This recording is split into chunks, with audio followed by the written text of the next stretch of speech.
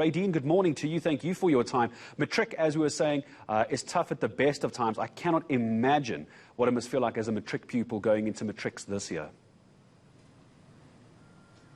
Good morning, and good morning to all the viewers. Yes, definitely, especially in the fact that we're facing COVID at the moment. So a lot of the matrics have been through a really difficult time, and I think it's important that they view this as sort of a hero's journey, and that they look back at it and see themselves as they've actually managed to navigate themselves through a global pandemic.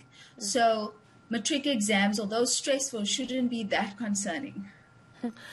Yeah, I think that's actually a great approach to take. I almost see, I mean, there's a trick that people have about when you're facing a tough day, you should take a superhero stance for a minute and then just kind of embody your favorite superhero. But I think it'll take a bit more than that for many of our matric pupils. The approach of acknowledging that what they've been through has been unprecedented. We've heard that word far too many times this year, but that really is it. Some would respond well to that kind of pressure, and others, unfortunately, not. They'll feel like the world, that their chances are stacked against them. This is so important. Do you think we actually put too much emphasis on how important these matric exams are in terms of what it means for your future studies or whatever future plans we have? Should we be tempering how much we build this up in our homes and in our schools? I definitely do think so, because grade 12, although one of the more significant events in your life, is only exactly that. It is one of the significant events. And there are going to be many more that you face. And this is really just a period where you will learn that you identify the strengths that you have, and also that you have the capability of facing challenges going forth. And this is not a defining moment. There have been many people that haven't done well in their grade 12 exams, and they've gone on to fulfill successful careers. So I do think that there is a great emphasis that is placed on it, and we put a lot of pressure on our grade 12s, which we shouldn't be doing. What is your advice? Sorry, Gareth. What is your advice in terms of the tone that parents or caregivers or even teachers who are dealing with matrics in their preparation for this exam, what tone should they be taking with these youngsters, and how important is it? Well, I think parents and especially teachers play a very important role, because they are the immediate support system to the grade 12s. So I often say that there are 5 main things that parents can do, and the one is to encourage the grade 12 learners. So not to go on about been there, done that, and this is your chance, but rather to encourage and acknowledge that this is a difficult time in their lives and a very stressful one, and even more so because they're facing this COVID pandemic, and to manage their expectations. So not to compare this child to older siblings, because obviously children are different and they experience things differently and they work differently, and to check when your expectations are being unrealistic, to adapt them.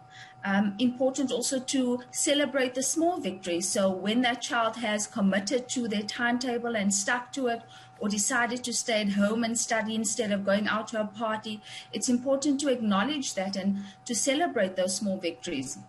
Also to try and relieve some stress off the students. So you're wanting to, if the child is normally somebody that babysits younger siblings, you're wanting to maybe take that responsibility away from them for this time period. So in that way, you are relieving some of the pressure. And then finally, just modeling well-being. Encourage them to come out with you and exercise, or go for a walk, or maybe just take some downtime out to watch one of their favorite movies.